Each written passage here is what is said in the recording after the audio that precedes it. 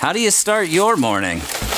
On August 31st, 1985, Richard Ramirez figured he'd start his morning by browsing the Saturday morning paper. But instead of flipping through the comics section, he noticed his face plastered all over the front page and decided to go for a run. For no particular reason, I decided to go for a little run. Only he did have a particular reason for running that morning. He had terrorized Los Angeles County for more than a year, and now a mob of pissed off East LA residents recognized him and were in hot pursuit. Get him alive if you can, but get him! Richard Ramirez was born on February 29, 1960 in El Paso, Texas. Known as Richard or Ricky, he reportedly sustained multiple head injuries at an early age. At age 5, he began experiencing epileptic fits after he was knocked unconscious by a swing set. Wait, that can't be right. I thought he said he was possessed by the devil. Wait, so he was just epileptic? Aren't there, like, rituals or something involved in making a pact with the devil? Nah, I guess a knock from a swing set will do the trick. As an adolescent, Ramirez was heavily influenced by his older cousin Mike, who had recently returned home from Vietnam. No, not that Vietnam. This Vietnam. Mike, let's just say he wasn't really the best influence on the young Ramirez. Guy was a piece of shit. At 13, Ramirez witnessed Mike shoot and kill his wife during a heated argument. While most 13-year-olds would be horrified to witness a murder firsthand, Ramirez, he was impressed. What's not to like? Finally, here was someone he could look up to. Someone who didn't take shit from anyone, especially from women. Or as Mike called them, sluts. But unfortunately, shooting your wife in the face, that's a crime in Texas. I'm gonna have to take you in, boy. So now, Richard's alone again. But who's gonna teach him how to decapitate women and set them on fire when dinner was 10 minutes late? And don't you make fun of my English. With his role model out of the picture, Richard's grades began to slip. He began skipping school, stealing, getting high. I mean, he's just enacting everything that Mike had taught him. His dad was not impressed, however, and Richard, he had to take a few beatings. After one heated argument, his dad actually left him chained up in a cemetery overnight. That is fucked up. There. That should do the trick. Now he'll grow up to be a responsible adult. There's no way on earth that chaining my son up in a cold, dark cemetery overnight could possibly backfire later in life. That is called tough love. To escape his father's totally normal method of punishment, Richard moved in with his sister Ruth and her husband Roberto. Roberto? Guy was a peeping Tom because, of course he was. He would take Richard out with him as he cruised the suburbs looking for the right tree-to-window ratio. What?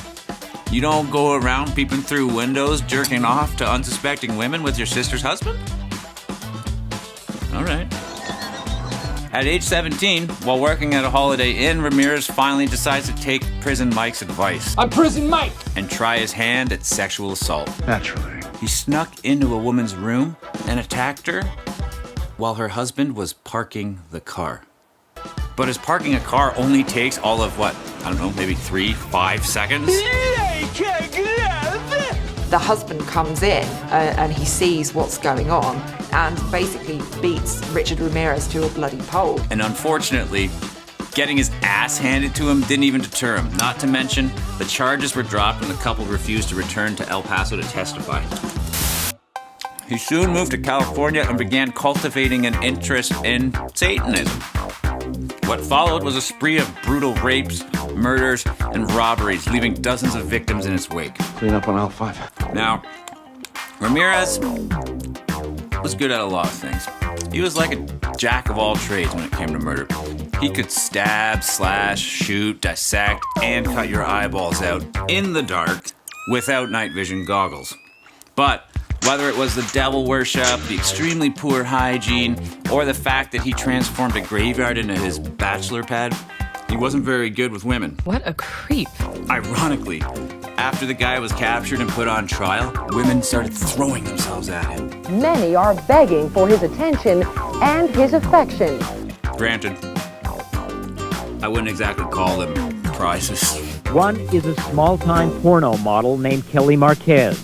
When I went in to visit him, I decided that I was not going to look at all the things he had done. Yeah, this is definitely one case where you want to look into his criminal history. Or how about this catch? So, and I know he killed a lot of people, but I didn't really care about that. Wait, you don't care that he killed a lot of people?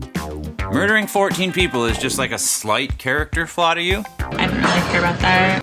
If being a mass murderer and rapist and devil worshiper isn't a red flag, what is? I don't care who you are, what you did, as long as you love me. Okay. Let's get something straight, okay? This is a bad boy. This is a devil-worshipping rapist and murderer. They are not the same thing. Bad boys smoke cigarettes. They cheat on you. They definitely don't do this. He vomited after he ate their food, and then he masturbated on their carpet. It's more than a little edgy. Unless, I guess, Gigi Allen is your idea of edgy. Maybe then Richard is the perfect guy for you. When it came to his victims, Ramirez didn't discriminate. His lack of an MO meant that it took the police a long time to even realize that they were dealing with a serial killer. We got ourselves a serial killer, y'all. That was, of course, until pentagrams started popping up everywhere. But it wasn't until Detective Frank Falzone beat the shit out of a confidential informant You want to talk to me? that the police finally caught their big break. Thanks to Frank's, I don't know, shall we say, hands-on police work, I'm gonna make you eat a plate of human shit! they had a name. And after entering it into the database, they had a mugshot to match. With his picture now front-page news across the state, he was immediately recognized the moment he stepped off this bus. Essentially, that the predator now becomes the prey. Lots of people start chasing after him. And on August 31st, 1985, Richard Ramirez was charged with 13 murders and an additional 5 attempted murders across California. The Ramirez trial was more like a Black Sabbath concert than a murder trial. He attracted a cult-like following of supporters and groupies, many of whom were black-clad Satan worshippers. Ramirez himself, often dressed in black, wore dark shades and was known to throw out a couple of Hail Satans from time to time. On September 20th, 1989, the jury finally returned a unanimous guilty verdict on 43 charges, including 13 counts of murder, 5 counts of attempted murder, 11 sexual assault charges, and 14 burglary charges. 2 weeks later, the same jury recommended the death sentence on 19 counts.